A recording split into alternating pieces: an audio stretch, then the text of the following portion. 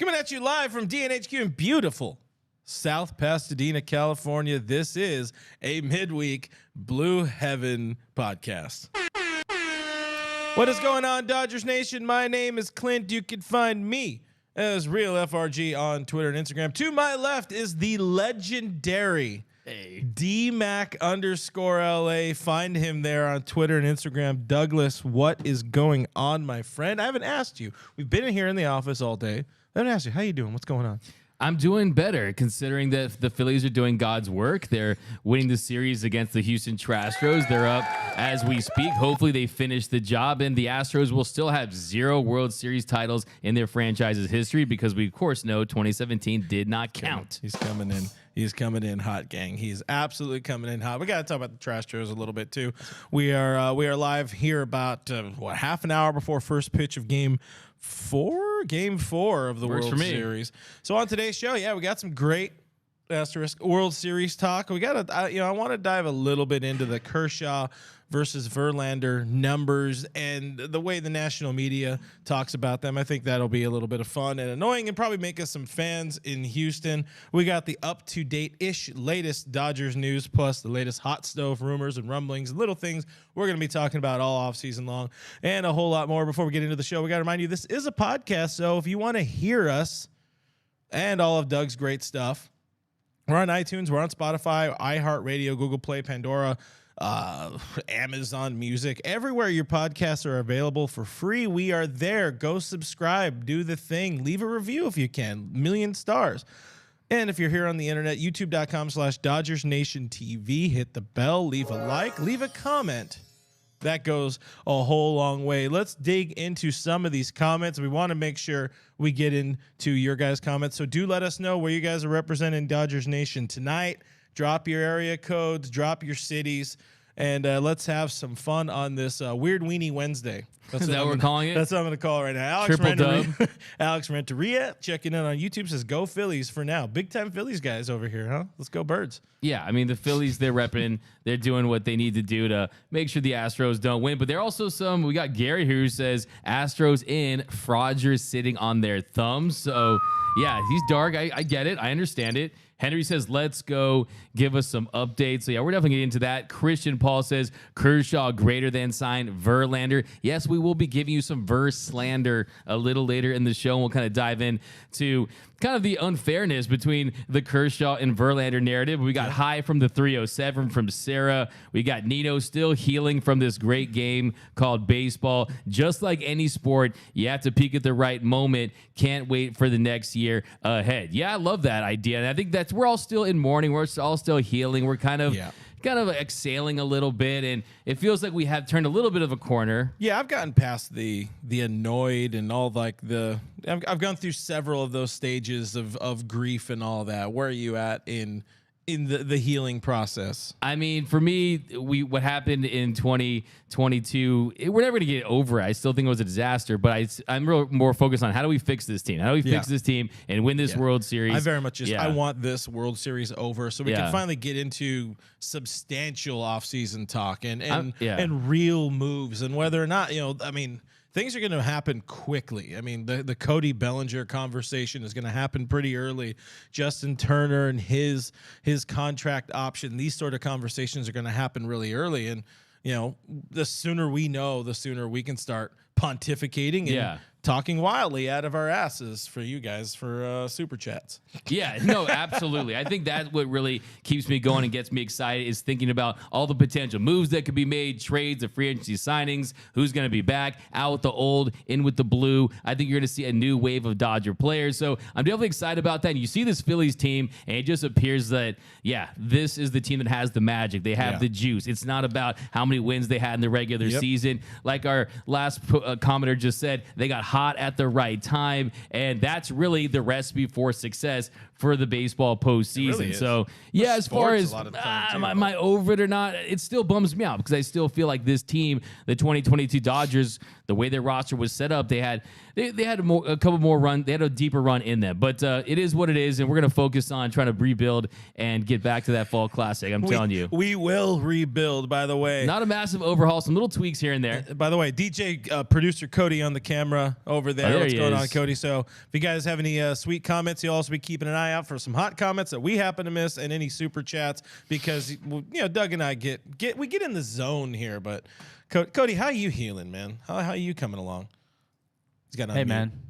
Hey, you man. know, it's all right, guys. It's been a couple weeks. The one thing though that it's funny. I was gonna ask you guys this.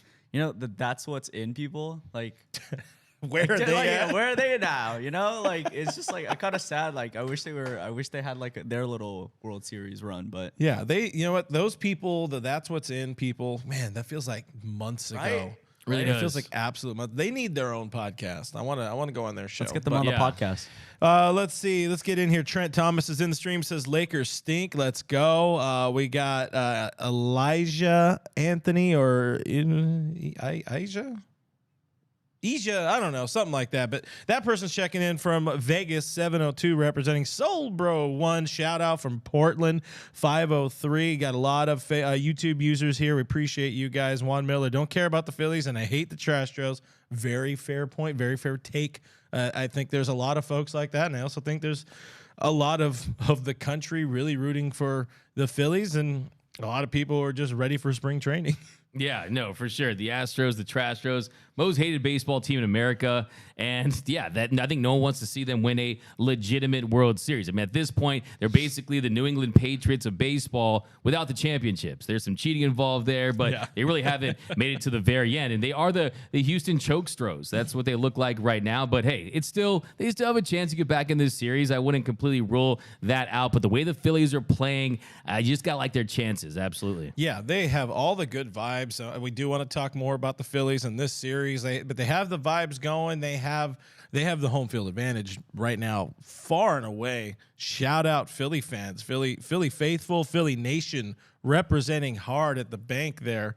So that's huge. Got more comments here. We got Santiago checking in. Says hi from Ethiopia. Dodger Blue all the way. That's awesome. Good to have you at us. Sarah Morris, our friend, Cheyenne, Wyoming. We got Trace Gallo season trimmed down by your request. Not Appreciate 17 that. I players appreciate representing from the 714. Team Victor. player. It's team player. Yeah, very much a team player. Victor checking in from Ensenada. So we got some Mexico in here. Craig Osterberg, our friend, 310. We got Christian in the 90090, which is, I believe, somewhere in Los Angeles, like East Los, something like that. Redlands, Sarah saying Kershaw is great. I tend to agree. Let's see, we got Johnny saying Cody to Anaheim. I would say the Giants are probably would be more in. I can on see the you get Bellinger. really confused. Like, wait, I'm already in LA. Trading me to LA. How can you trade him to LA when I already played for LA? Like, that could be a problem for him. Hey, there Kershaw gets the hit Yeah. There you go. Yeah. because he's a little slow. We got a heart from Uno Chino on Facebook. Appreciate everybody hanging out as always. Sarah saying the only reason I'm watching the World Series is Joe Davis. Joe Davis killing it. You knew he would, but I haven't. I mean, admittedly, I'm not searching and hunting on social media. I'm barely active on social media these days as it is, outside of hunting for great Dodgers content for everybody. But you don't really see much. You haven't seen anything bad about Joe Davis. You still see plenty of Smoltzy slander, rightfully so. But the nation seems to love Joe Davis. Seeing what Dodger fans get blessed to have most of the season. Yeah, no, I think he's done a fantastic job as expected. And I just look forward to big moments with Joe Davis because he just goes to a 10. He goes from 0 to 100 real quick, and he just goes off the charts. I love the original calls. I love the electricity. And my favorite thing about Joe Davis is the fact that like Joe Bucket felt like he had been doing World Series for so many years that just like how the Phillies fans are so excited because they didn't expect this, I feel like Joe Davis really appreciates the moment. Oh, yeah. He just loves the game. So I think he's done an outstanding job behind the mic, and he really is going to be the voice of baseball for generations to come. He's going to be synonymous with the Fall Classic, and I think he's earned it, and I think he's killing it. Good friend of the show. He hasn't been on in a while. I haven't really reached out to him in a few years, but yeah, good friend of Blue Heaven. Maybe we can get him Listen, between games 4 or 5 or something. Give him a call yeah. real quick. All right, Yeah, hold hit on. him up. Hold on FaceTime him one from the sec. booth right now. All right, well, what up, Joe? Like I said, we're about 20 minutes till first pitch. Just digging a little bit into this series. Of course, the Astros and Lance McCullers got their asses handed to them in Game 3. People want to keep saying McCullers was tipping. You see one video where there's very, very easy to kind of, you can build your own narrative saying he's tipping if you just take 2 specific videos, put them side by side, and the data was very, very small. Interested in seeing what John Boy eventually does with that, because I think that's probably something Jimmy's working on. But what are your thoughts on the McCullers start, the tipping, the conversation between Harper and Alec Boehm? You think there's anything to it? Was it tipping, or is it just like he said, McCullers said, I just got beat, I didn't have it? Yeah, I think that it's a combination of a lot of different factors. I think that, yes, if you look at the footage, you see his back leg, you see where he's holding his glove. There was some classic signs of tipping your pitches, but I just don't think he had it. I mean, if you saw the bullpen before the game, you had the guy yelling at him in the bullpen. He's like, Philly, the money line for Philly, and that Harper's going to smoke you. And that guy basically prophesies this for the Phillies. But I do think that even if he wasn't tipping his pitches, I do think that the interaction with Harper in that situation, I do think that it kind of psychologically got to him and took him off his game. Yeah. And I think that anything, when you're at a stage like the World Series, any little thing can throw you off. And I just think he didn't have it. Maybe Framber Valdez could have sprinkled some of his sweat onto his hands or something like that, and he would have done better. But yeah, I mean, look, Randy Johnson's a guy we know. He tipped his pitches. When your stuff is good, your stuff is good. And just the Phillies, they're locked in right now, and then Lance McCullers just did not have it. So, yeah, I mean, I don't think there's too much to be made with that, especially when you consider the fact that the Astros, they weren't doing much offensively. No. So, yeah, Lance McCullers, he always says, bury me in the H and this and that. And look, I mean, he's your classic your classic trash throw starter. But, yeah, I don't think that it played that big of a role. No, I mean, the tipping, maybe. I mean, I would imagine earlier in the game there was probably something there. There was some sort of tell that Harper had to kind of emphatically make sure Alec Boehm comes over and hears what he has to say. But you got to listen to McCullers in that situation, even though admitted cheater. I don't think there was a major, tipping situation. I think he just didn't have it. And when you don't have it and you're facing a team as hot as the Phillies and you are knee deep, you're belly button deep in enemy territory right now, because Phillies fans, I want to bring that up. They are absolutely crushing it in that first game. I mean, we're talking about registering literal seismic activity from cheers there at the stadium. That's wild. And you see some. I've seen some tweets where people are saying maybe Dodger fans wouldn't have shown out that hard. You never know. It's hard to say. I think any team playing the freaking Astros right now, is the fan base is going to have more juice behind behind the shout, behind the stomps, behind your team hitting. Would they hit 5 home runs, something like that? Yeah, I mean, you're going to be excited. Yeah, very, very loudly excited. And you know what? Philly is a great sports town.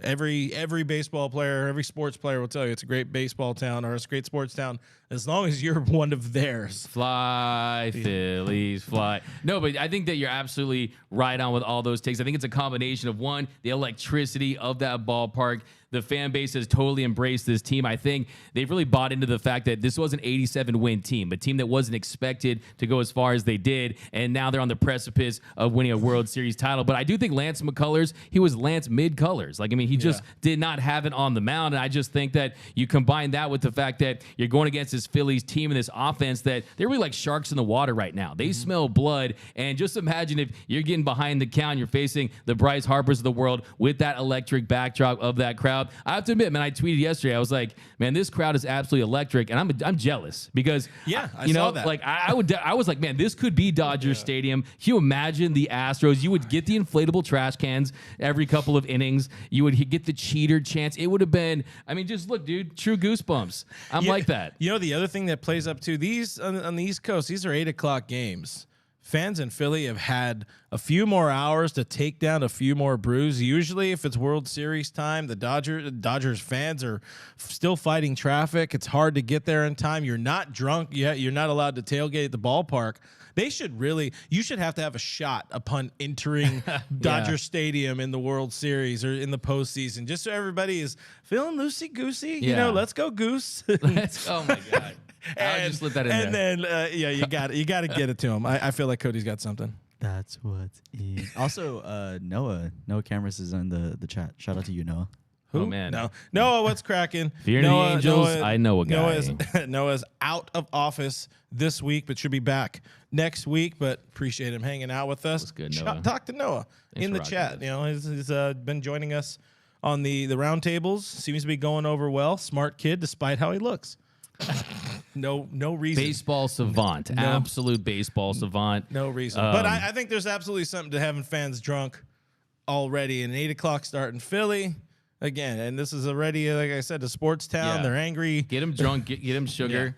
I remember when I was doing audience control for like TV sitcoms, way back in the days, like the series you were talking about like, before you were doing this. Before every sitcom, the guy would go to each row and they had a big basket of candy that everyone in the row would eat. So they would try to get the audience all hyped up and sugared out. Do the same thing. I mean, alcohol would be great, but if they don't drink, at least make them have some sugar, have some Sour Patch Kids or whatever it may be. Just inject it right into their veins. But I do think there is some fine Hornitos. or some Tequila. Hornitos tequila. Ready? King. But you know, it's interesting. I think the Dodger fans maybe I see some tweets like, oh, the Dodger Stadium would never look like this. Go back and look at Juan Uribe's home run back in 2013, even 2017. Great. Some of those shots, Corey Seager's home run late. I mean, Justin Turner's home run. Look, Dodger Stadium, you have to remember that, yes, this Philly crowd is electric, but Dodger Stadium, we're talking about 56,000 strong. I mean, it is the big house of baseball. So, yeah, Dodger Stadium rocks. Dodger Stadium shakes. I mean, just look at last year, Cody Bellinger's game-tying home run in Game 3 of the NLCS. No, Dodger fans, you do not take a backseat to anyone. The flags, when they're waving, this crowd is as electric as it gets. I was at the JT walk-off against Lackey and the Cubs. I was at that game, and it rumbled. The whole place rumbled. It was one of the best experiences I have as a sports fan was being there for that moment. And Dodger fans absolutely can show out. I just think it helps when that's happening later in the day. You had some drinks in you. I'm just saying, there's a factor here. But there's also a factor to Citizens Bank Park and it messing with pitchers this postseason. The John Boy people got somebody's tweet, and I got the numbers here. Starting pitchers versus the Phillies this postseason so far. McCullers, of course, 7 earned over 4 1/3. Darvish, pretty much the only guy who had a decent start. 6 innings, 2 earned. Clevenger couldn't get an out, 3 earned. Musgrove, okay, 4 earned over 5 2/3. Charlie Morton, 2 innings and 3 earned runs. And Spencer Strider, who is a human person, pitcher, Braves. 2 1/3, 5 earned run. That is a 10.62 ERA through or heading into Game 4 here of the World Series. So there is something to that, and Phillies fans being right on their ass as they're warming up and doing their full routine before a game. So getting into a few of the comments here.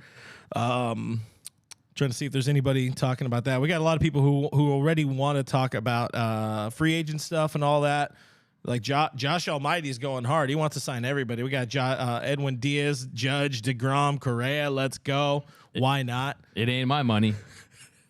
You know, right? spend until we get titles, baby. More titles. More titles. Ben Barnes says, I was at the JT walk-off too. Incredible moment. What was your, what do you think was your biggest rumbling moment as a Dodger fan? Man, I would say Game 1 of the 2017 2017 World Series against the Astros. I think that leadoff home run by Chris Taylor. I remember I'd be people I literally was drenched in beer because everyone had their beer because it was right at the beginning of the game, so everyone has filled beers. Yeah, you know what I mean? So we were covering $47.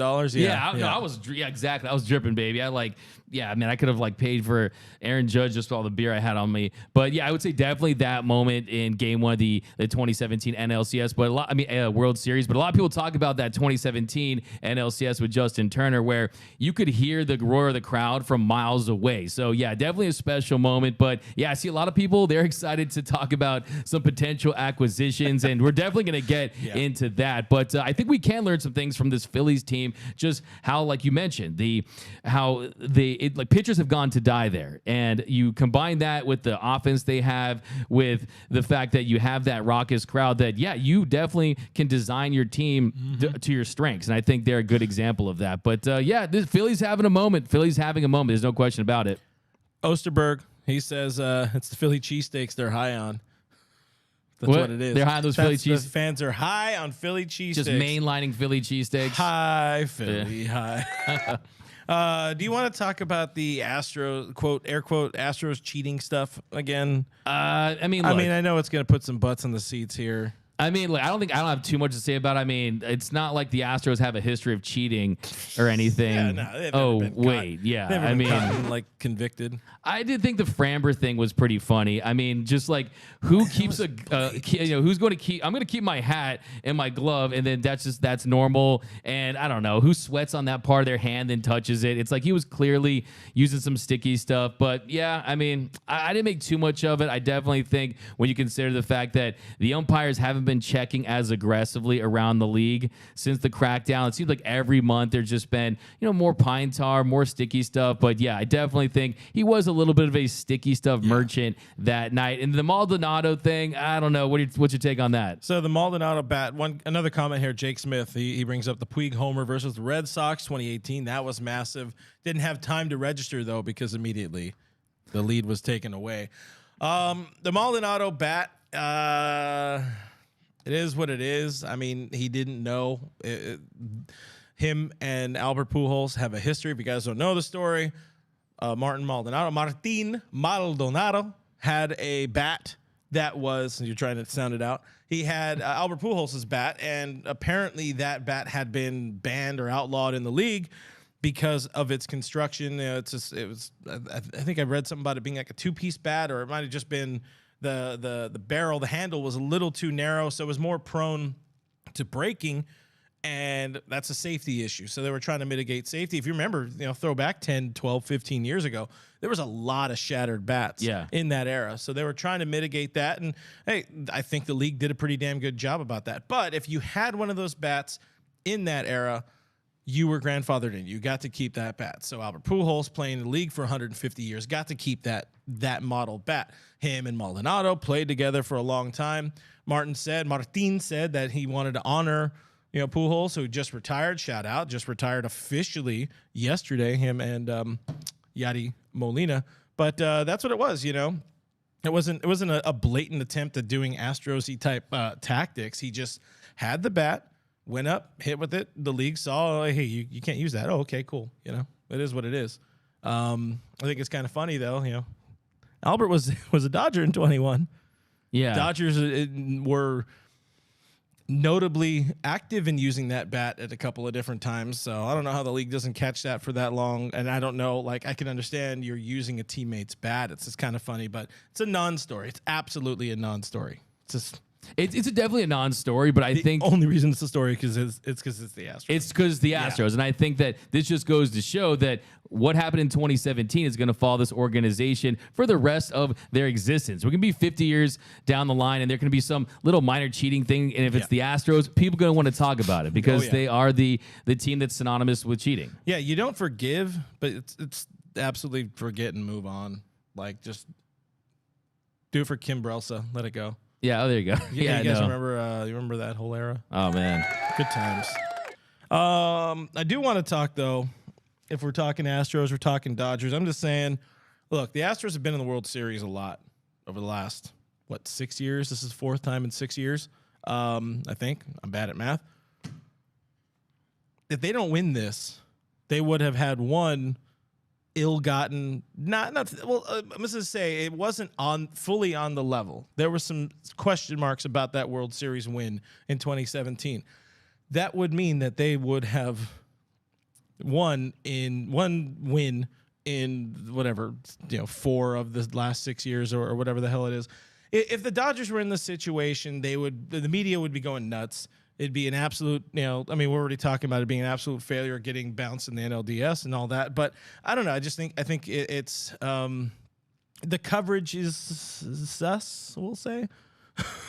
Yeah, I think there's a couple of reasons. I think that Houston's a smaller market, even though they're a big market, but the perception is they're a smaller market. They don't have this best team that money can buy, reputation surrounding them. You don't have the same level of stars on that team, even though you do have a collection of great players. And I also think that, look, people just don't. There's only a few teams in each league where everyone has opinion on them. And I think the Dodgers are one of those teams in baseball where everyone has an opinion on the Dodgers, good or bad. And then the same thing goes with like the New York Yankees or a team like that. The Houston Astros, people think, okay, the thing that this organization is most known for is the 2017 cheating scandal. And I do think the fact that they have made it back to the Fall Classic multiple times since that scandal broke, and the fact that they've lost to, as you saw in 2019, lost to a wild card team in the Nationals. Last year, they lost to that Braves team who made it with an 88-win team. And this year, they're going to lose to an 87-win Phillies team. So all those 3 teams, they were teams that kind of squeaked in to the postseason. So I definitely think that, they definitely are the chokestros if they don't go on to win this. And I think that when you consider the fact that the way this roster is built down in Houston, they are built to contend, but the fact they haven't gone on to just win post that cheating scandal, I think it validates everyone's opinion of them, because that 2017 series went to 7 games and they still cheated. Yeah. So, the fact that you had to cheat just to get to 7 games, that tells me that, you don't actually have the ingredients for a legitimate World Series title. Hey, know the facts. If you don't know the facts, then you need to shut the up. But it's just a hair off. You need to shut the fuck up. There it is. Buttons. Good job. We're very happy about stupid little things around here. Just to say that. The last thing about it, we wanted to talk about the Kershaw versus Verlander thing, and the numbers are here. They're right in front of me. Kershaw, 38 1/3 World Series innings. Justin Verlander, 43 World Series innings. 3-2 record versus 0-6. 4.46 ERA versus 6.07. The strikeouts and walks and all that, pretty negligible. But looking at that ERA, looking at that record, innings pretty damn close. If Kershaw was in the same breath as Verlander here, it would be national media just shit show for days on end. But we don't hear that much about Verlander. Instead, the next day, we're making fluff pieces about him flipping off Philly fans. I know. Incredible. What do you think about this, though? About, I don't know if it's a fairness in media, national media coverage. If the narrative on Kershaw is... we know it's not fair as Dodger fans. It's easy to say that, but what's your take on all of that? So my take on that is with Justin, I think the thing with Clayton Kershaw is as far as the perception that fans around the league might have of him, you've seen him have rough moments in earlier postseason series. Like we saw what happened in Game 5 of the NLDS. We've seen in 2018 against the Red Sox, he wasn't good in that series. But if you take away Game 5 of the 2017 World Series, the chicanery, what was going on in Houston, his ERA would sit at 3.51 in the World Series, which is not terrible. Also, he pitched very well against the Rays, had a sub-3 ERA, had some really nice starts. But I definitely think when you compare that to Verlander, it's definitely unfair, because Verlander is a guy that you include in those discussions about the pitcher of the generation. When you talk about Kershaw and Scherzer and Verlander, and he has been an absolute flop. He's been a bust on the biggest stage, and the numbers point out he is the worst pitcher in the World Series with a minimum of 30 innings pitched. I'm surprised that Kate Upton didn't pull a Tom Brady and just divorce him. No, I'm just playing. I'm not going that far. But I do think that when you look at his performance in the postseason, it definitely does not get overblown like Kershaw's does. And I think Kershaw it's unfair. I mean, like, I don't want to go down the weeds and fall down this rabbit hole again, but Clayton Kershaw, he should have won the 2017 World Series MVP because in game 1, 11 strikeouts, no walks, a great start. Game 5, he was cruising until he had a 4-0 lead. That is a guaranteed dub for Kershaw throughout his career. And then we know they were stealing signs. They weren't offering any breaking balls. They were spitting on pitches. Yeah. And look, if he goes on to have a quality start, we're not talking about any of this. Instead of comparing him to Verlander and it's kind of a battle of the mid situation in the World Series, we're talking about Kershaw as a guy that has cemented his legacy as one of the greatest regular season pitchers and a guy that had his run in the World Series. So, yeah, it's unfortunate, but to me, I'm taking Clayton Kershaw. I'll tell you this right now. If Clayton Kershaw is on the Houston Astros, they're up in this series. And the thought of that kind of is nightmare fuel, but when you think of it, bad, but yeah. I'm just saying, Kershaw, I think would have performed better than Verlander did in game 1. I also manifested that on Twitter. I don't know if you saw that. Before that inning, I said, guys, it's about that time for Verlander to start Verlanding. And just after that, people were like, dang, Doug's a time traveler and this kind of thing. But no, man, hey, when you manifest hard, speak it into existence, good things happen. Yeah, it's like lottery tickets and whatever, I think. Right? Yeah, exactly. Yeah, that's why this guy's a big-time rich kid over here. What do you got? What? Sorry, you said lottery ticket. Is it still $1 billion? I think so. Yeah, there wasn't any winner yesterday. It's day before? again today, right? I think so. That's too late for us to go buy one. We could have got Correa, Judge, DeGrom. We could have got anyone we want. We could have specifically Just fixed for the Dodgers Dodgers. Nation, we would have signed everybody.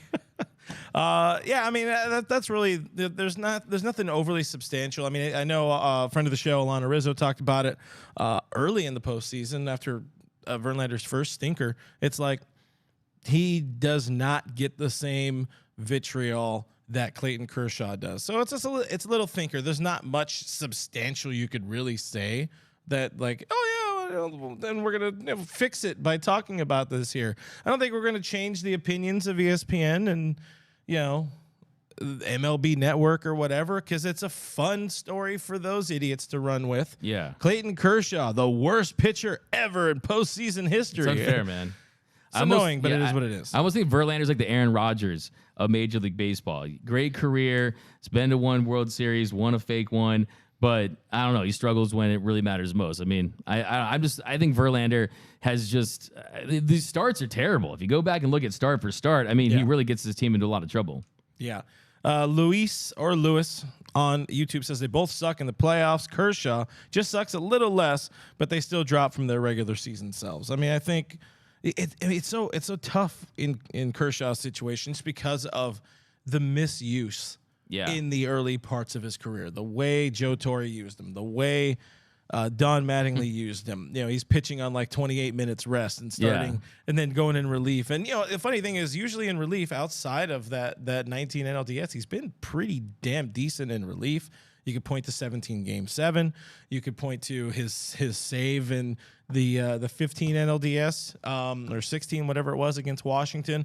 He was burning to the ground, playing against some of the best teams in the league at that point. Gotti says, do you think if Kershaw won the World Series MVP, he would have retired this year? If he had won the World Series MVP, I think this year, I think there's a pretty damn good chance that he calls it a career, and that's what you would want to see in that situation. Carl points at the Powerball tonight is worth $1.2 billion. So that's Let's pretty go. cool. Let's buy the Angels, baby, and trade Shohei Ohtani to the Dodgers. Master plan. Just make your organization terrible. Hell yeah. Drive with the GM ground. of the year right here, D-Mac. Ben Barnes says West Coast bias plays a part. 100%. 100% that because it's so easy, it's so lazy to be like, these guys only see him in the postseason. They only look at the numbers from the regular season.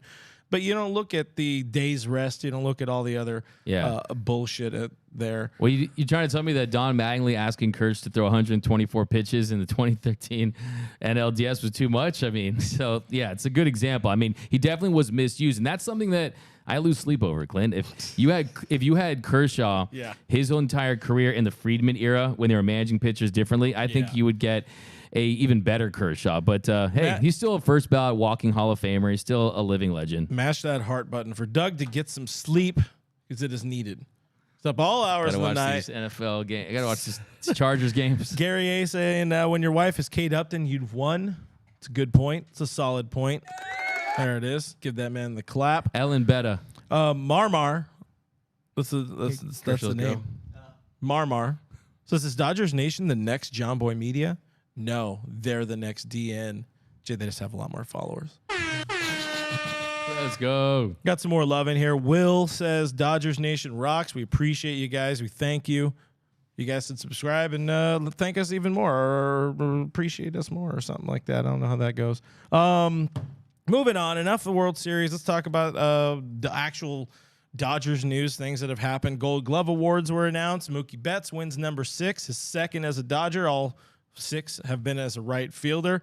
I mean, it's pretty cool. The list that you saw when the nominations came out, you knew it was going to be Mookie Betts because he was going up against Dalton Varsho, who was mostly a center fielder, part-time catcher, and very little bit a right fielder in 2022. And Juan Soto, who people watched try to play right field in the postseason. It's not a good fielder. He's a good hitter, but I don't know when they're going to fix this Gold Glove Award situation because it's not about who's good at defense.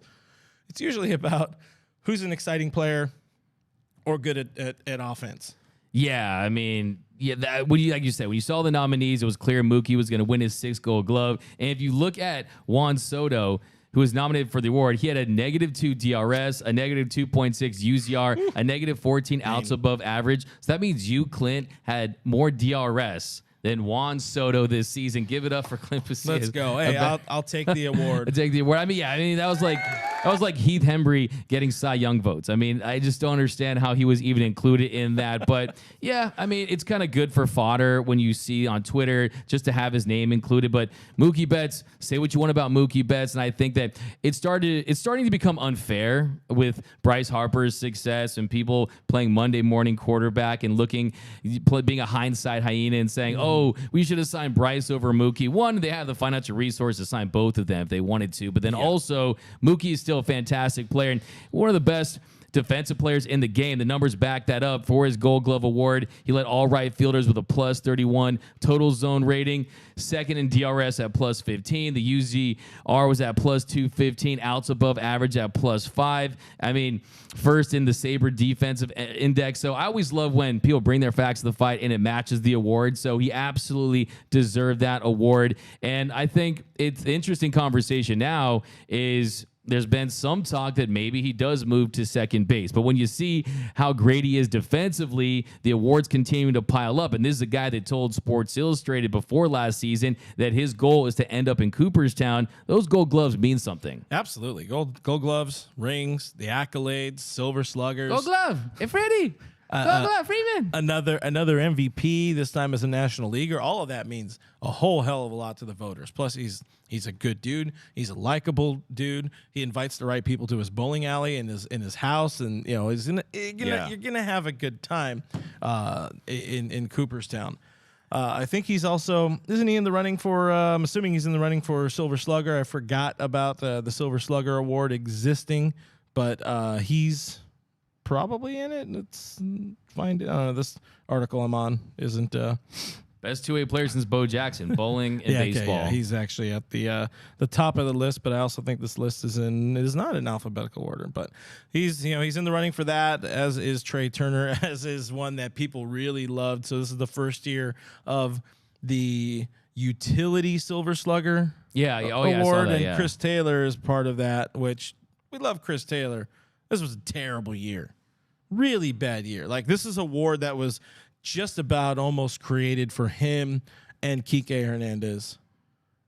Yeah. And CT was not worthy of being on that list this year. But it just is what it is. You know, if Juan Soto could be a Gold Glove recipient or nominee, Chris Taylor, come on down. You're a Silver Slugger nominee. But those are award things. Tyler Anderson just missed out on getting his first Gold Glove at pitcher. I thought there was enough dog in there, but the voters say there was not enough dog. Not enough dog, man. Get to a Petco this off. Don't forget Driveline. Go to Petco. Go to a pet store. Get that dog. But yeah, no, he was tremendous. Now he benefited from great defense all season long. You trust the defense behind him. So yeah, I was hoping that he would get it just so I had another excuse to post that the breakdowns and get more filler. But I think that I think Mookie Betts absolutely deserving. Like you said, Chris Taylor was not his year at the plate. Definitely dealt with injuries all season long. I do like the idea. I do like the fact they did introduce that idea with the utility player, Silver Slugger. But he's not going to win it for sure. Everybody, it's participation award or trophy or whatever. Like everybody should get one. Why not? Give some orange slices, Rice Krispie treats, Capri Sun. Let's go. Yeah. What didn't you say you like to have Rice Krispies treat like cereal? Because you're there is a cereal that's the Rice Krispie treat cereal. You got to get it on eBay. It's pretty pricey. You guys get it on eBay. Yeah, if you're looking, you can just go buy your ass some Rice Krispies. No, but I think it's discontinued. Buy Rice Krispies treats and then you just chop it up. Okay, down below in the comment section. 1, what's your favorite cereal? And 2, have you ever tried Rice Krispies treats cereal? Because I'm telling you, it's fire. Has like a purple box. So we've been talking about this internally. Me, Doug, Cody, everybody, Noah. We want to expand a little bit this offseason and not make it everything 1,000% Dodgers. We want to, spread our legs and fly a little bit, have some fun, do something different. Would you guys be into seeing us do what do we call it, like a top 10 best cereals? I don't know. I'm thinking I think you got to be the one to host it because you're going to have the most divisive choices. Big cereal guy. I'm like Seinfeld. But you're also weird. Like your choices are okay. I can confirm. Change Rice Krispie treats cereal, or bring Rice Krispie treats cereal back. There's a petition going on, Doug. Oh, thank you. I'm telling you. Cult classic. He's a hero. Look at that. Bring him in Rice Krispie treats and Puig. Bring him back.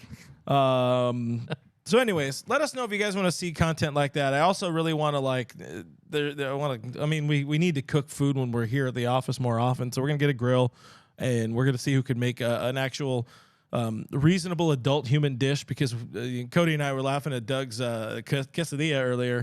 Yeah, I got to work on my quesadilla cooking for sure. Quesadilla. It's all right, man. Like Napoleon Dynamite. Go make yourself a dang quesadilla, Napoleon. He puts out fire content. By the way, Noah jumped in. He gave us the full Dodger list of Silver Sluggers because that is a fine journalist right there. Follow him at Noah Camrus on Twitter. He says Mookie Betts, Freddie Freeman, Will Smith, Chris Taylor, Justin Turner, and Trey Turner. So those are your guys. I don't know when those are being announced, but at some point, they're gonna happen. Dave Luna says that Theo Albert cereal is pricey too. It's like $35 for 2 boxes. By the way, more Dodgers news. Albert Pujols says cereal. That's pretty funny. Pujols Crunch. Man, we got to get that. Is that gonna make the list? We're gonna have to buy that so you can try it and give it the full the full Doug treatment. And have breakdowns of cereals. I'm down. I love me some cereal, man. We could do like cereals for Dodger players. Urias could be Julio's because he put some zeros. Be like, I don't know. I'm just trying to flesh out some ideas live. Okay, not in the first inning. Yeah. Ouch. Robert Baker says, "I'm not 12. I don't eat cereal." You're missing out, bro. You're missing out. Trace Gallo season. Cocoa Pebbles goes hard. Whoa, rich kid. Who could afford the Cocoa Pebbles? Wow. Man, that's impressive. Is that Post? Woo. Sorry, we're a Kroger family here. Dave Luna says office sports ball. We could in the old office. We never filmed it, but we did it all the time. My shoulder is still damaged from playing old office baseball, but we got some highlights, right, Cody? You got some highlights somewhere in the old back pocket. Sure, it's somewhere. Low lights. Sure. Got some fine footage of Doug making loud noises trying to hit off Eric. Yes, I miss those days. I really do. Good time. Will says Clint DMAC foodie live for sure. There it is. It's already been spoken. Let's go.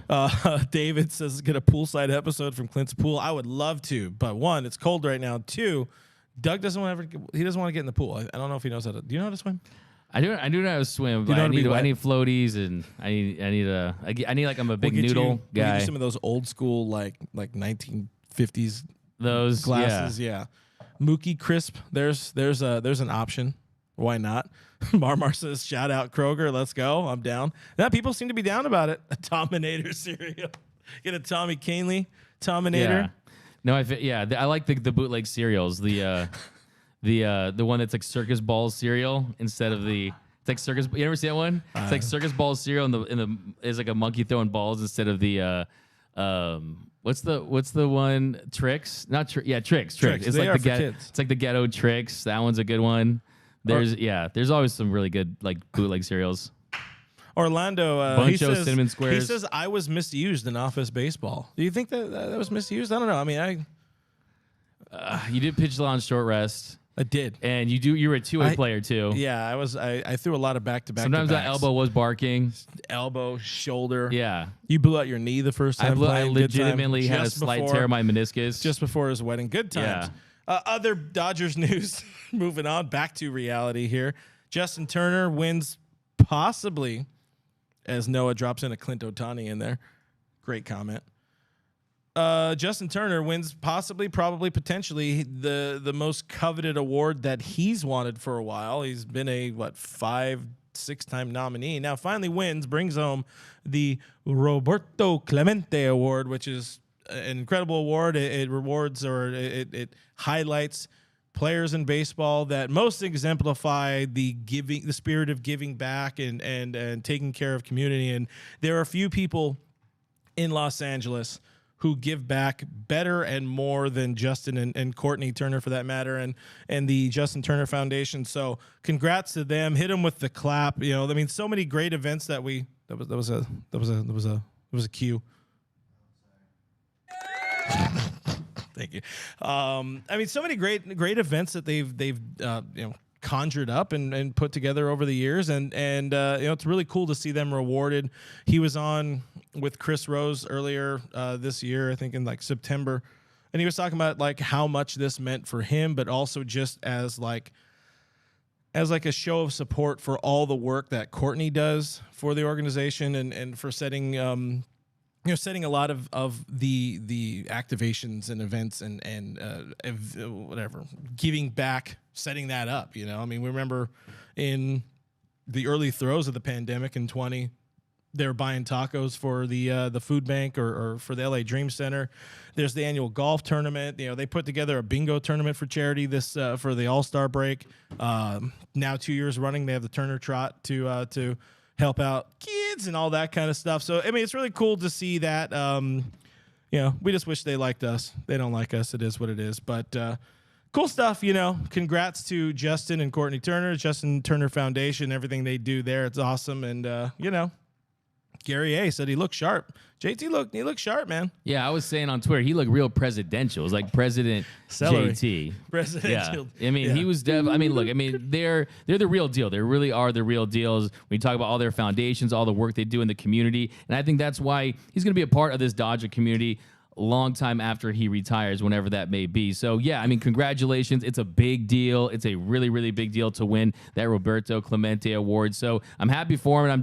And I know that the work is probably just beginning. I think that they're not a couple or Justin Turner's not a guy that says, oh, I won my Roberto Clemente, I'm going to stop doing what I'm doing. I mean, he's very committed to his work, and it's not about the social media aspect of it or just doing things just for to get everyone's attention. He's really a guy that's given back tremendously, and you got to give him all the credit in the world. But yeah, I actually just dropped a reel where I asked them their favorite fast food joints, Courtney and Justin Turner. So yeah, he's cool, man. I mean, That's their favorite cereal. I didn't ask for her favorite cereal, but she's a big fan of fast food, and as am I. Love me some Taco Bell, TCB. Yeah. Ba-da-ba-ba-ba. Taco. You are the definition of living large. Living Not Moss. Moss, but living large. Yeah. There you go. All right, let's get into the fun stuff before getting out of here, as we are in game time now. But we got to talk hot stove before we get out of here. A little bit of the latest rumblings and rumors and things that have happened over the last week. We talked some last week about Shohei Ohtani. Now the reports are he's not being traded. That was always going to be the case because that would be highly stupid of the Angels, who are trying to potentially be sold for billions of dollars to trade away their most marketable asset. On the Angels sale, by the way, Bobby Manfred, everybody's favorite commissioner in all of sports, he said he doesn't expect that Angel sale to go through this offseason, which is devastating to fans in Anaheim, but it makes sense because it takes time to kind of put together the whole package that you would be potentially selling to folks. So that just helps fuel the fact that they're probably going to let Ohtani walk after next year and just give him the qualifying offer and fail once again as an organization. But always make sure you tune into halostoday.com for more Angels talk. Shout out Noah there. Nolan Arenado opts in to a lot of money because what was it, like another $140 million over 8 years? Is that what it was? Yeah, I mean, he's under control for another 7 seasons. I mean, he's a guy that really was in the MVP mix. If you look at it, not a lot of people were talking about him, but he put together a top 5 season easily. I know a lot of Dodgers fans wanted to see him in Dodger blue, and he's a guy from California, and the Dodgers could use an elite third baseman, but clearly likes it in St. Louis. And that's a franchise that, they're not a franchise that really spends big, but I think there's a big financial commitment. And I think he's a good fit there. Yeah, I mean, him, and you got another couple of years of Goldie. Still a good still a good ball club. They made it, they're in the postseason. They'll probably be back next year. They just need their pitching to stay healthy. But it was never going to happen. Even if he did somehow become a free agent, I don't think the numbers work in LA, because we know what Andrew Friedman in front office and everybody, we know what they don't want to give players, and that's long-term security for more reasonable money, we'll say, even though we're talking $35 million, $28 million, whatever the hell it is. They want to do, like what they tried to offer Harper. By the way, this guy did a great video on the Bryce Harper conversations back from that 2019 2020 offseason, or 2018, 2019 offseason. So check out that video on our YouTube channel and subscribe while you're there. But what they offer him was $45 million a year over 4 years, and this would be the end. This would be the final year of that deal. Yeah, he would be able to hit free agency at the age of 30. So it would have been a good deal. I mean, I think he's a guy that when he was 14, 15 years old, when he go to the Yankees, I mean, he was sick of answering all the questions about his future. So having a 13-year deal with no opt-outs, it definitely seemed like it made sense for a guy like Bryce Harper. I do truly believe that the Dodgers had traded for him at any point during the 2018 season, or they were able to get him on that revocable waiver wire, that I do think that maybe they do offer more than that $180 million deal. But kind of circling back a little bit to the Ohtani discussion, I do fully believe, because you just mentioned Rob Manfred talking about how he doesn't expect the Angels to be sold before the season starts. And I just truly believe that they're going to hold on to him until they have a new ownership group in place, because when you consider the fact that teams aren't going for $400 million anymore, a team like the Angels in a market like Los Angeles, they're going to go for $2 to $2.5 billion. So if you have $2 to $2.5 billion to spend on a team, you do have the money to sign a Shohei Ohtani. When you consider the fact that Pujols,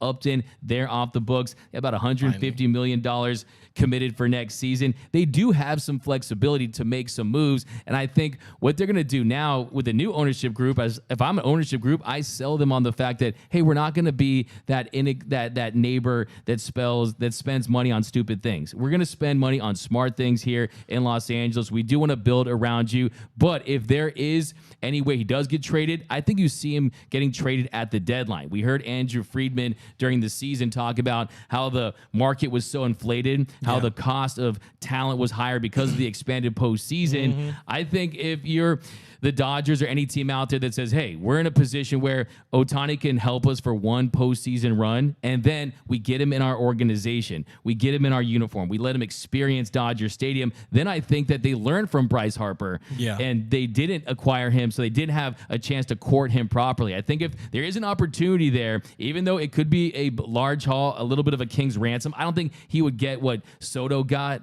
the haul that the Nationals got for Soto, because Soto, that's 2.5 seasons. You got multiple postseason runs. Yeah, but you're talking about just a different kind of animal with Shohei. It's a different type of animal, but at the end, and I agree. I mean, I think that, but if I'm a team out there, I'm also saying to myself, am I going to part ways with all these prospects for Shohei Ohtani without some assurances that he's seriously considering signing an extension with my team? Look, the Los Angeles Dodgers, they have the benefit of, one, a pre-existing relationship that they established with him when he was a teenager, and two, they are in California. They are closer to Japan. I think that's going to factor in for Shohei Ohtani. So I definitely would still keep the Dodgers very much in the mix when it comes to Shohei's future. If it's not this offseason, maybe it's the deadline. If it's not the deadline, maybe it's the offseason next year. But he's a player that you wait for.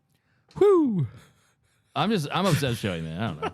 No, I mean that's a The Shohei kid. you don't Showtime. You don't get two frontline players in one, and he's a guy who just does it so well on both sides of the ball. I have a question for you. Like, so I was saying in the summertime, I was like, this is a guy that you really could conceivably say is worth $70 million. Like, why should he not get paid $35 million for offense? So I mean, he really should get paid that much. Shohei, let me be your agent. I'll be your Scott Boras, bro.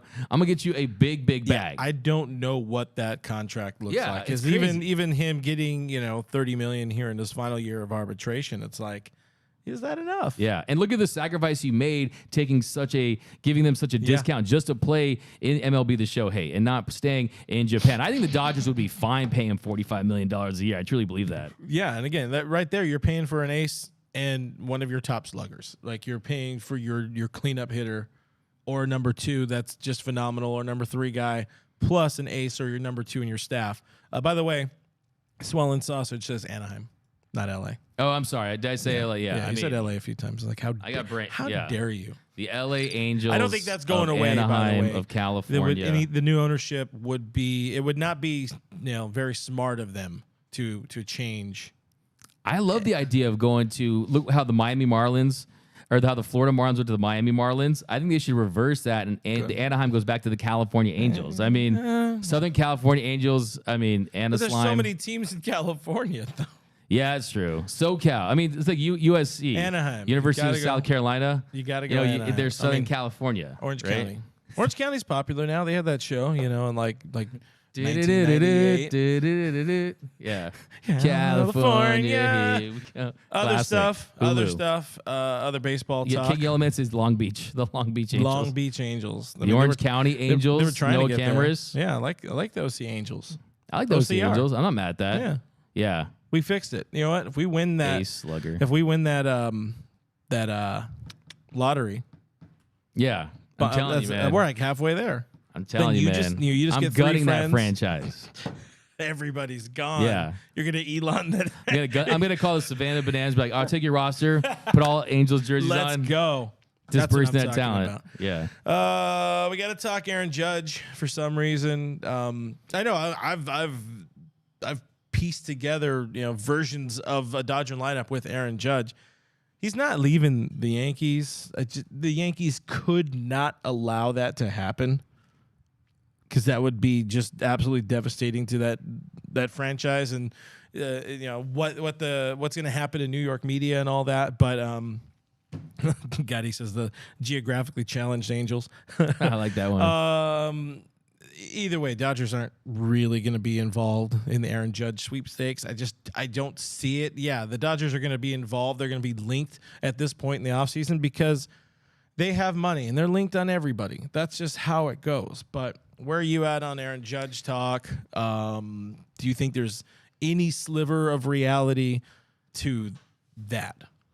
So like I said, when it comes to the Dodgers acquiring Aaron Judge, I would not object, but I also don't see a path to it. And you talk about the Yankees, it doesn't make any sense for him not to go back to New York. They have the money to pay him. He is an icon with the franchise. He's not just a great player, he's a Yankee legend at this point. He holds the AL record for 62 bombs, and he's a guy that was brought up there. You had the All Rise, you had the guys with the Judge gavels. I mean, look, he has a special relationship to New York, but also that last game, some of the fans, it shows you how quickly they can turn on you in New York. But I think the team to worry about, if you're talking about his future, is the San Francisco Giants, because they have already said they will not be underbid. They will not be underbid for Aaron Judge. And I know that makes no sense because it is the San Francisco Giants, but I do think they are a team, when you consider the roster they have in place, that they do have to go and make an aggressive offer for an Aaron Judge or a Carlos Correa, someone of that ilk. And I think Aaron Judge grew up 100 miles from San Francisco. Yeah. He grew up a Giants fan. He is a Giant. Just take the S off the jersey. Just be Giant. I think it makes a lot of sense for him to go to San Francisco. But also, if you're Aaron Judge and you're a Bomber, a Bronx Bomber, where would you rather play? Would you rather play in San Francisco in that stadium, those cavernous outfields, or in New York? So I'm with you. It's tough to really convince yourself that he's going to be anywhere else other than New York. And I think if the Dodgers were to get involved, it'd be a situation like Freddie Freeman, where they're not going to go out there and say, "Here's a blank check. We want you to be the Dodgers." They'd say, "Okay, we'll be an option for you if you fall in our lap." Maybe I don't think Aaron Judge is at an age where he's not going to consider a shorter-term high AAV deal, so you can rule that out. So there's just really no path, but you never know. You can never count out the Dodgers, because if they truly believed that Aaron Judge was their guy, I think they wouldn't have an issue giving him that big bag. But I just don't. I think they might consider his age. They might consider his injury history. I think other needs. He doesn't feel like he's going to be the type of player that ages very well. By the way, you have an MVP, All-Star, Gold Glove right fielder already, who very much could move to center. We glanced on the topic of him moving to second base, which, him and Trey or him and I think if you get Judge, you're not signing Trey, but, Mookie and let's say Gavin Lux up the middle. That's a fun little shorty double play combination or whatever. You have the options if you really want Judge, but he's just not going to age well. Yeah. And again, if you can get the 3 or 4 year deal, hell yeah, you do that. You give him 45. Because why not? Again, it's not our money. At Oracle, he makes a lot of sense there in right field. It's hard, but not the hardest. He's been used to playing in those kind of short throw porches in right field. But we're going to hear a lot about Aaron Judge over the next few weeks to a month and a half. I'm still do 15 videos on it. Yeah. We're definitely going to hear a lot about it. But in the basis of reality, this is a 2 Dodger Dog max. Probably. Yeah, absolutely. 2 Dodger Dogs. There's just people talking. They're just people talking. People are talking. I'm very much looking forward to this year's winter meetings. Yeah, because they're actually going to be together with media. This is the first time we've had real winter meetings since 19. Yeah, no, for sure. I think that's definitely going to play a factor. And I think that if you're a team like the Dodgers out there that might want to say, hey, let's try to drive up the price to create a bidding war between the Giants and the Yankees. So that's one less team to worry about when it comes to Shohei Ohtani. So I think that, of course, those franchises, they do have the financial muscle to get a deal done with him. But I definitely think the Dodgers are going to be playing a little chess with how the media is reporting their involvement with Aaron Judge. So, I think the Dodgers, they're going to do their due diligence on all these big-name free agents. They'll definitely take the temperature of a Judge and see if he wants to come in L.A. But I'm telling you, these things, I don't know. Like, I can kind of feel the buzz, and you just don't feel that Judge buzz as of yet. No, not yet. But then again, they're still playing, baseball in the World Series. So it doesn't seem like things change when he officially becomes a free agent, shortly after the completion of this World Series. Things start to change, and we saw that. Very quickly. I had the rumblings, of Freddie Freeman early last offseason, and then it happened. This one, I don't have any. There's no gut feeling on this one at all. But I was going to ask you though, it doesn't seem like you feel any type of buzz about him and the Giants. You don't think that's a possibility? It's a situation where the Yankees can't let him go. Yeah, exactly. There's just so many things. I mean, the Steinbrenners already have enough crap on, being thrown at them. Cashman has enough crap. Their general manager, Brian Cashman, has enough crap to deal with. If you don't go out and sign one of your born and raised Yankees. It ain't your George Steinbrenner Yankees, though. It's almost like not. they're the Genie Bus versus the Jerry Bus. They got the Genie Bus version of the Yankees right now. They're not the same. They definitely have the cash, but we'll see how much confidence he has in that organization. Is there a draw, an appeal to going back to California, going back to Cali, like Biggie said? No one calls it Cali in California, by the way, but going back to California. So get some really nice property, a house out, and you can't live anywhere great. I mean, if I can live in a nice like house or a ranch over a very, very nice shitty apartment, I would take. Give me West Coast, best coast, baby. Yeah. But a whole lot of that to talk about this offseason. We also hopefully don't have to talk that long about Clayton Edward Kershaw. Chances extremely high he's returning. Dave Vassay recently I think he was on Fox 11, like a post-game show yesterday, I believe. Quoted as saying strongly believes Kershaw will be returning. I'm assuming you echo that sentiment. Now, I mean, we've talked about this a lot already. It's another weekend. You got to feel pretty on board with that idea as well, or pretty similar to where Vassay's at. Yeah, I'm very confident that Clayton Kershaw will be back in Dodger Blue next year, and I think the contract will be better than the one he signed with them last offseason because he isn't coming off that injury. So I think that you're going to get a pay bump, something in the 20 to 23, 24, $25 million range with those escalators, with those incentives. I think he fully realizes that last year he didn't have a good start. I mean, he had a pretty average start in the NLDS, but for the most part, they realized that he's pretty much going to be a guy that gives you about 120 to 130 innings, and you try to put him in the best position to have success in October. So, look, it's not time yet for Kershaw to go, but I think this time around, the fact that last year was about passing Don Sutton with the strikeout record, this year would feel like more of a year where, hey, you got to give him his roses. Got to have maybe a little mini farewell tour because I do think it's year to year. It's touch and go at this point. And I think he wants to make one more deep run based on the results of that deep run. I definitely think that he could retire after a Dodgers World Series if they win it next year. Yeah, well, it's a great point. I don't see him pitching much past next year. And if he is, it's going to be home. You think so? I go back and forth on that. I just don't think so. If he wants to pitch, and if he's doing that, it's just for the sake of accruing numbers, which he does not care about.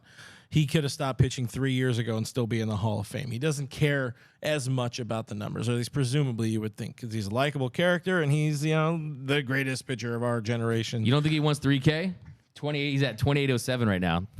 I mean, that's a nice round number. I want to get I want to be Mr. 3000. I mean, I'm sure he wants it, but I feel very, very strongly that he does not care about it. Like maybe 5 years down the line, he'll look at it. It also depends on how the kids really, continue to evolve into, baseball and being around him and the team. Yeah.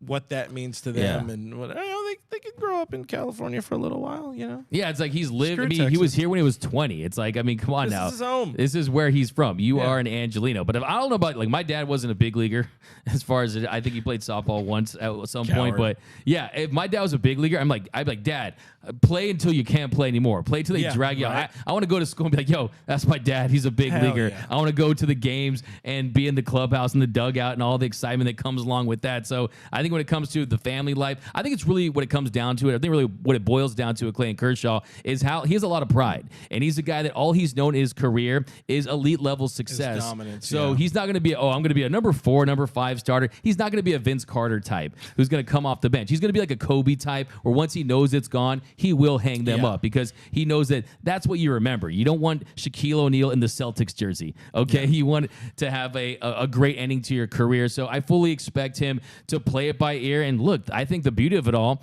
is his success doesn't depend on a high velocity pitch. The slider that he has, that's what really makes him successful at this part of his career. So it's not like a Max Scherzer. Well, you need that 96 mile per hour 4-seam fastball to work off of. So Kershaw hasn't been a max effort guy since his debut, and even then he wasn't a max effort guy. He could really just just walk out of bed and throw 96, 97 in his first few starts, but then he learned to be a pitcher. He, even coming back, from, you remember the era of like, oh, he's not throwing 93 anymore, not throwing 94 anymore. Like, what is happening? And now we don't talk about that at all, that he's a 90, 92 max kind of guy. We saw him touch 93 in the postseason in his one start, but he has set himself up for, he can play as long as he wants, as long as his body stays together. But that stuff is going to continue to play. Yeah, I know for sure. Yeah. Get a couple epidural shots. By the way, just a little callback to our cereal conversation. Clayton Kershaw has a bowl of Golden Grams every start. That is his starting pitcher routine. He has a big bowl of Golden Grams. I don't know, you a Golden Grams guy? Just to tie it back. I mean, that's pretty solid. We have a bag, because we're classy. We have a bag above the fridge right now at the house. Really? But I move them out of the way to get to the knockoff Fruity Pebbles, because I'm not rich like that other guy. All right. Fruity-O's or whatever the hell they're called. They're not Fruity Pebbles. That's for damn sure. Anyways. Yeah. Also Golden Grabs. Solid. That's a solid pull. But it's another one of those cereals where you're just like you feel them on the roof of your mouth. Yeah. No, that it kind of gets soggy pretty quick. But I think is it good for the milk? Is it one of those ones that enhances the milk quality?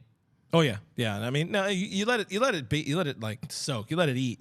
Let it eat a little bit. But I prefer the crunch. I'm a big time crunch guy. Is it better than Circus Balls cereal? Never had balls, sir. I'm sorry. Tell you, man, that one's fire. Dude, I just saw that. I looked that up. The Circus Balls. It's real, right? Yeah, it's a real thing. Yeah, and it's a guy throwing a ball. It looks so bootleg. Yeah, I know, man. I don't make stuff up. Bring my facts to the fight. I don't. Sometimes. Yeah. I don't know about this guy sometimes, gang. Final one. Let's talk Tyler Anderson. Vassay last week on the Sportsnet LA said he could be a 2 to 3 year kind of guy, contract kind of guy. He's probably going to be a qualifying offer guy. So Dave said what we all kind of know. Tyler Anderson has pitched his way into a pretty decent contract this offseason. We've talked about it a few times so far baseball's still being played. It's annoyed how many times we've had to do these, but what do you think? Do you think a 3-year contract is in reach and reasonable for Tyler Anderson? And do you think he could get that from the Dodgers? I absolutely think he could. I mean, you talk about the qualifying offer at $19.65 million. Has he earned that? He absolutely has. But if you're the Dodgers, you have to start fortifying and solidifying this rotation. You got to start locking guys down because there's a lot of question marks. Let's not forget Julio Urias is a guy that could be gone after next season. I think when you look at Tyler Anderson and the fact that he's made around $17 million in his career, I think you could get him to bite at a 3-year, $45 million contract, something in that range. If you look at the comps, that would definitely be a deal I would consider. Give him maybe have that club option. You give him some incentives. Yeah. And what I like about Tyler Anderson too, you look at his injury history. He's been healthy throughout his career. Yeah, I mean they signed him to be a horse, and he was that. He led was the a Dodgers horse. with He had innings that pitched. dog in him. Got that dog. Yeah, no, I absolutely think. I think the comp is Rich Hill. The you go. Dodgers have that, and we've already said that, but the Dodgers have that contract in their back pocket. They just be like, look, we've done this before. It worked very well. Do you want to do it? Hell yeah, let's do this. Because you got some intriguing options coming up from the minor leagues, but you still don't have anybody. If you run the rotation that's like on the books, that's on the 40-man roster right now. Kershaw leaves, TA leaves, Heaney leaves, Price retires and all that. You run that rotation. I am terrified as a Dodger fan because you got Julio. You don't have Walker because he's hurt, but then you got Dustin May, you got Tony Gonsolin, and then you got some dudes, Pepio, not going to be a 200-inning guy. Might not even be a 50-inning guy. A lot of projects. For sure. Michael Grove had a hell of a run as this number 6 starter for the last month and a half ish or whatever the hell it was. If he's my number 4 guy, I'm terrified. We don't know anything about Bobby Miller really at the big league level, and his stuff profiles mid relief closer type. You just call him Bobby Mitter? I said Bobby Miller. Just playing. I'm overusing that. That's the joke. Anyway, you got to bring somebody back that's at least going to get you some innings and buy you some time, and that's Tyler Anderson for sure. Heaney, that's even another question mark. didn't pitch all that much in 2022, but when he did, he was pretty solid until he gave up everybody's homer. Yeah, I know. I think you find somebody else. Heaney's probably going somewhere, finding maybe a 2-year deal, like a 2 and 15. I don't know, maybe more, probably more. But Tyler Anderson's a guy that the Dodgers absolutely need to have. I was about to say, you're right. I mean, you're spot on with that. It's more of a need. It's a need at this point to have some consistency. You don't want to turn over this whole entire rotation or anything like that. And he's a guy you can depend upon to go out there and give you 6-7 solid innings. What I love about Tyler Anderson, what we saw last season, is you can go up there and have a rough couple of innings and still eat innings. He does not let it get to him. And I think he's going to realize, too, that he had his best success pitching for this Dodgers organization. He definitely built a relationship with Mark Pryor, this pitching coaching staff, also Clayton Kershaw. I think he likes being with this Dodgers team, and I think he's going to realize that this is how he can have the most success, too. I mean, rediscovering that changeup with that vertical movement, the way he attacks the strike zone, the way he's able to get chased and miss barrels and do soft contacts. I want to see Tyler, the outs creator, back in Dodger blue, and I would definitely like to see it on a multi-year deal because I think you get great value out of that. Yeah, 100%. So we've made it so. That's going to happen. Kershaw's going to happen. So the rotation's already looking better. I know, having read your Twitter today, I know you have some other ideas for the rotation. So now's the time because we already see Brandon talking about it. Here's our last question before we get out of here. Appreciate you guys hanging out with us for another beyond an hour show. We're trying to not do them as long, but we have a good time talking. But what is the one trade you would love to see the Dodgers make this offseason? So I would really like to see the Dodgers go out there and make a move for Willy Adames or Corbin Burns. I think Corbin Burns and both. I mean, really, Corbin Burns is a guy that, I mean, look, let's just start with Willy Adames. He's a guy that, yes, he strikes out a lot. The second highest clip in Major League Baseball, also hits a lot of dingers. Second in home runs last year, 29 bombs. He's an above average bat, had a 109 WRC plus, and he's top 5 defensively at that position. I think next year is not a year where you want to sample with someone at shortstop. I mean, I think Gavin Lux could potentially get the job done, but I would rather have Gavin Lux either at second, or you never know. Maybe you could sell high on some guys. And Corbin Burns is a guy that, look, this is a Cy Young winner. This is a guy that still has 2 more arbitration years left. He's a guy that misses bats. He was top 5 in K percentage. The velocity's there. The fastball spin is there. This organization covets that spin rate. And I think, too, if you read the tea leaves, I'm actually dropping a video on this tomorrow. If you read the tea leaves, Corbin Burns is not happy with the extension talks in Milwaukee. There's really been lack thereof, and the fact remains that this is Milwaukee. This is what they do. They're almost like the Cleveland Indians of the National League.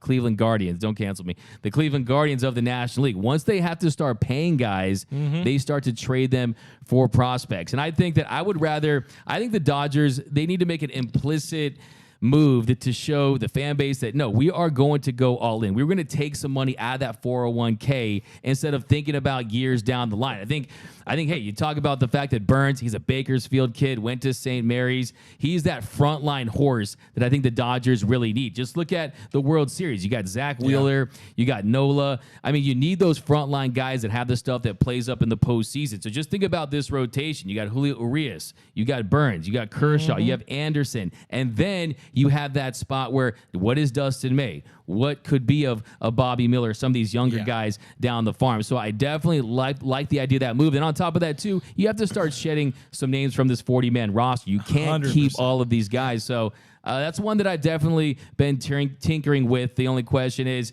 are they going to make him available?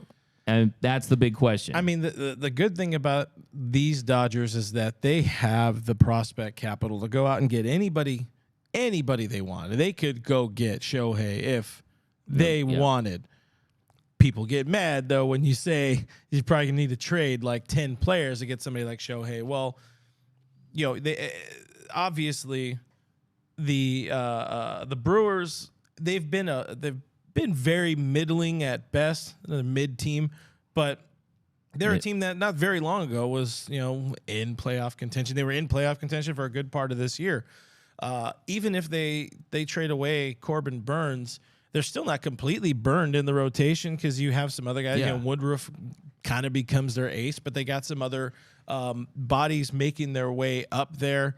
Is Zach Davies still there? I think this year. I don't remember that, or he's running away from his wife and family and all that. But that's neither here nor there. But then you trade, let's say Tony Gonsolin type. He seemed. I love the idea we were talking earlier. You mentioned Caleb Ferguson. That is the most Milwaukee type of pitcher. They have the bodies to make. He looks like a Brewer. Let's be honest. Yeah. They have the bodies to make a move like that happen pretty easily, and to where it gets the Dodgers what they need, which is, you need an ace or somebody that you feel confident running out there in place of Walker Buehler in 2023. So it gets them that. And you want a shortstop, you now can offset that money that you're probably not going to pay Trey Turner and explore other moves, because you still probably want to fill out the rotation more. There's like Zach Eflin is going to be a free agent. Yeah, and adding another bat in some capacity. Adding another bat. I think Brandon Nimmo is interesting. Nimmo's good, man. Nimmo's an interesting idea if you're going to punt on Cody, which is high possibility. High, good word. You got to rebuild. We've talked about that now a few times, and we sort of dive back before we get out of here. But you got to change something with this club. Just change the vibe, the pulse a little bit. And a move like that happens. Willie Adames he's cool with Mookie. Close to Mookie. He played in the AL East, and Mookie gave him the advice to change his swing. I think Dodger fans would actually fall in love with Willie Adames, and I think it's funny to me too. And as you know, he's a very handsome boy. Hey, that always helps with the bobblehead nights, I guess. I don't know, but and the IG and the bracket thing too. The bracket, whatever. He'd be a high seed. He'd be like a North Carolina or Duke or something. But yeah, I do think that there's a lot of interesting moves out there that we're going to explore all offseason, because I do think that, like I said, they're definitely going to have to move on for some guys on the 40-man roster, some guys that just don't have a clear-cut role on this team that need a better opportunity with another team where they can get the reps and the opportunities that they deserve. And I think that is what Friedman will explore, because all these big names available, Correa, Judge, Trey Turner, all these big names, they want years. Dodgers don't want to give up years. They want to pay money. They don't want to give up years. And you talk about years is the real currency to the Dodgers. That's the real money. They want to maintain that flexibility so they're not tied down to a few big contracts, unless there's a select few of guys that they actually want to pay out that money to. But I think, too, with Adames and Burns, it's not a rental. They are under arbitration for 2 years. And look at the deal that the Mariners did with Castillo. I mean, he still had some years left. They got him at a favorable contract. And if you look at all these contracts out there, I mean, the Zach Wheelers of the world, all these guys, they're not, save for Garrett Cole, who got that $324 million contract. These guys are signing for the $100 to $150 million range. They're not seeing these mega deals for pitchers right now. And I think Burns makes a lot of sense. I really do. And I think that you want to get that frontline guy. I don't like the idea of a DeGrom because of that injury history. I think he ends up with either the Braves or the Mets. I think Rodon's interesting, but we have the lefties on this team. So I don't know. We're going to keep looking. I got some other ones up my sleeve too. I fully agree with the idea that you don't need a name. This is not the offseason of a name, because you have names. You need the right pieces to build to that next phase of Dodger baseball. And it's somebody that can play some short and potentially play some third or move to third, because there is a gaping void. There's a massive void in third base within the organization, because even if Justin Turner does return, he's still going to be a DH3B. Muncy is not a third baseman, and we're talking again about the same type of stuff. So somebody that could move over there, and if you're not going to go out and make the splash like a Carlos Correa type, which most likely they're not going to do. They're not going to be pressured into making a move. What does Andrew Friedman love to do? I said it last week. He loves to make trades. He loves to try to make other teams' front offices look stupid down the line by giving them players, like the Machado deal. Nobody really came out of that. Verdugo, for as much as he loves the 2020 World Series championship, Verdugo's not Mookie Betts in Boston. Andrew knows what he's doing. He's a freak when it comes to the sheets, and the sheets are looking at other players to trade with. So that's what it's going to be, and that is just a trade that really helps both organization. So, guys, make sure you are tubed into YouTube because he's going to give you more, or also on our podcast pages because Doug's going to give you more thoughts on the Willie Adames. Corbin Burns. Did you just dab? No, I almost sneezed. Like I was gonna vampire sneeze, but I didn't have to anymore. You know what, Cody? I got to tell you, sometimes Doug's your friend. I'm just saying. But guys, thanks for hanging out with us. Sorry we came at you later this week. We will be back Monday next week, unless is there like a holiday, anything weird or stupid we got to worry about? No. We'll be back with you next Monday. Find us on the internet at DodgersNation.com. Go read all the stuff there because it makes people like me happy. Again, Blue Heaven podcast is on iTunes, Spotify, everywhere your podcasts are available for free. Subscribe youtube.com/DodgersNationTV. Hit the bell. That means a whole lot. Shout out to Cody running the keys. That is, he doesn't really care about his social media, but yeah. What is that? I can't see that. Yeah, it's blurry for us. Who's that? You want Shohei. The Shohei kid. Showtime coming to LA. That's a nice swap, man. It's a good swap. Where'd you get that? Swap. That's a good swap. I am Real FRG. That guy is DMAC_LA. Bye.